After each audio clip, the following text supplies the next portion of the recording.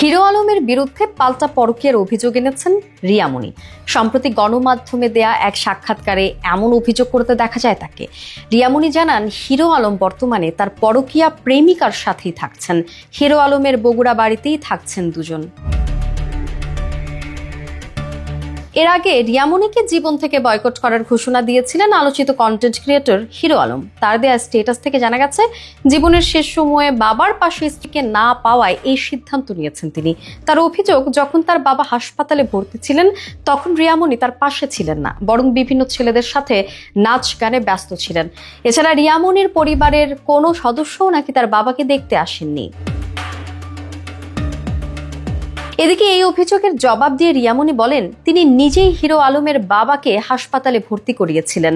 রিয়ামণি আরও অভিযোগ করেন, পরকীয়ার কারণেই কোনো সংসার টিকে না হিরো আলমের। হিরো আলম ভালো মানুষ নয় বলেও মন্তব্য করেন রিয়ামণি।